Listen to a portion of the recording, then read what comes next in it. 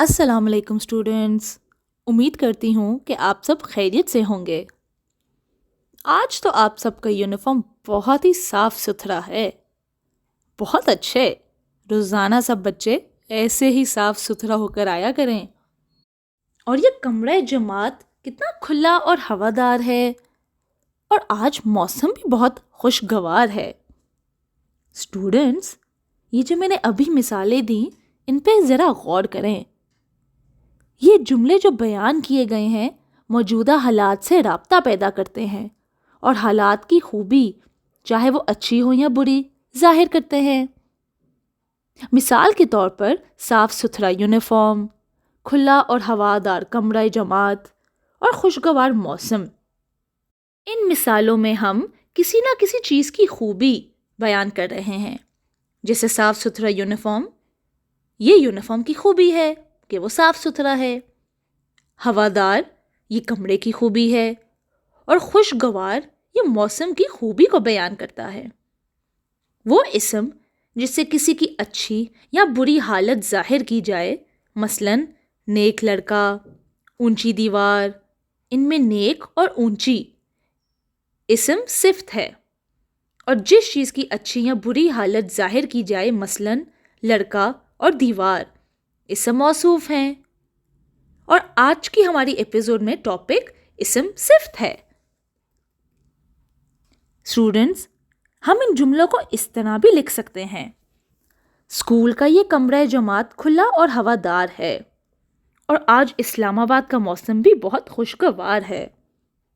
اسم صفت کی مزید وضاحت ہم اس طرح کر سکتے ہیں کہ وہ اسم جو کسی بھی زبان میں شروع سے کسی کی اچھائی یا برائی بیان کرنے کے لیے استعمال کیا جائے، جیسے مثال میں بتایا گیا ہے، کھلا اور ہوادار، خوشگوار، صاف ستھرے، صفت اصلی کہتے ہیں۔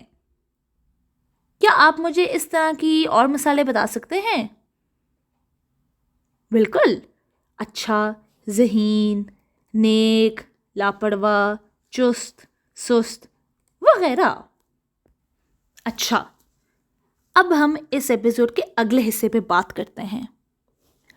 وہ اسم صفت جو صفت تو نہ ہو لیکن محض تعلق کی وجہ سے صفت کے معنی ظاہر کرے، جیسے مثالوں میں اسکول اور اسلام آباد اسم صفت نہیں ہے لیکن تعلق ظاہر کرنے کی وجہ سے صفت نسبتی کہتے ہیں انہیں۔ اس طرح کی مزید مثالیں دیکھ لیتے ہیں، جیسے پاکستانی بچے، پنجابی لباس اور ملتانی حلوہ وغیرہ۔ اس طرح اسم صفت کی دو اقسام ہیں: صفت اصلی یعنی اصلی خوبی کو ظاہر کرنا، اور صفت نسبتی یعنی کسی چیز کی نسبت کو ظاہر کرنا۔ یہ دو اقسام ہیں۔ اسٹوڈنٹس، امید کرتی ہوں کہ آپ کو یہاں تک تو سمجھ آ گئی ہوگی۔ آئیے انہی کی مثالوں کو اس طرح دیکھتے ہیں۔ اسکول کا یہ کمرہ جماعت کھلا اور ہوادار ہے، اور آج اسلام آباد کا موسم بھی بہت خوشگوار ہے۔ ان دو سینٹینسز کو ہم اس طرح بھی لکھ سکتے ہیں: اسکول کا یہ کمرہ جماعت زیادہ کھلا اور ہوادار ہے، اور ہم اس جملے کو اس طرح بھی لکھ سکتے ہیں: اسکول کا یہ کمرہ جماعت سب سے زیادہ کھلا اور ہوادار ہے۔ کیا اس طرح کی مثالیں اور آپ بتا سکتے ہیں؟ جیسے احمد بہت اچھا بچہ ہے، یہ احمد کی پینسل ہے، عائشہ کی پینسل اس سے بڑی ہے، لیکن سحر کی پینسل سب سے بڑی ہے۔ پاکستان میں بہت سے بلند پہاڑ ہیں، K2 ان سے بلند تر ہے، لیکن ماؤنٹ ایوریسٹ بلند ترین پہاڑ ہے۔ رانی نے خوب لکھا ہے، عالیہ نے خوب تر لکھا ہے، لیکن ابیل نے خوب ترین لکھا ہے۔ اسٹوڈنٹس، ان مثالوں سے آپ کو کیا سمجھ آ رہی ہے؟ ان میں دو لوگوں کو کمپیئر کیا جا رہا ہے نا، اور کچھ سینٹینسز میں کسی کو سب سے اچھا درجہ دیا جا رہا ہے، ایسا ہی ہے نا؟ ان میں ایک چیز کو دوسری چیز پر اہمیت دی گئی ہے۔ ان مثالوں میں اچھا، نیک اور بلند صفت نفسی کو ظاہر کرتے ہیں، یعنی وہ اسم صفت جس سے کسی کی حالت کسی دوسرے اسم سے بغیر مقابلہ کیے ظاہر کی جائے۔ لیکن اگر ان مثالوں میں سے اونچا، بلندتر، اس سے بڑی اور خوبتر وغیرہ کو دیکھیں تو یہ وہ اسم صفت ہیں جس سے کسی ایک کو دوسرے سے بڑھایا جائے، اور ان کو ہم صفت باز کہتے ہیں۔ ان کو ہم کمپیئر کر رہے ہیں۔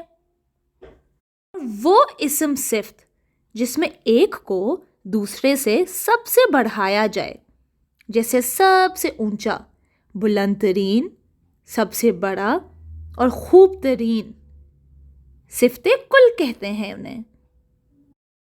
ہم یوں بھی کہہ سکتے ہیں کہ صفت اصلی کے 3 درجے ہیں: صفت نفسی، صفت باز اور صفت کل۔ چلیں اب اس ایپیسوڈ کے کچھ اہم نکات پر غور کرتے ہیں۔ نمبر 1، وہ اسم جس سے کسی چیز کی اچھی یا بری حالت ظاہر کی جائے اسم صفت کہلاتا ہے، مثلاً نیک، ذہین، اچھا وغیرہ۔ نمبر 2، جس چیز کی اچھی یا بری حالت ظاہر کی جائے اسے اسم موصوف کہتے ہیں، جیسے لڑکا، علی، دیوار وغیرہ۔ نمبر 3، اسم صفت کی 2 اقسام ہیں: صفت اصلی جو اصلی خوبی کو ظاہر کرے، اور صفت نسبتی جو کسی چیز کی نسبت کو ظاہر کرے۔ نمبر 4، صفت اصلی کے 3 درجے ہیں: صفت نفسی، صفت باز اور صفت کل۔ اب ہم اپنا ٹیسٹ لیں گے اور دیکھیں گے کہ ہم نے آج کے ایپیسوڈ سے کیا سیکھا۔ آپ کے سامنے کچھ الفاظ ہیں، آپ ان میں سے صفت باز اور صفت کل الگ الگ کر لیں۔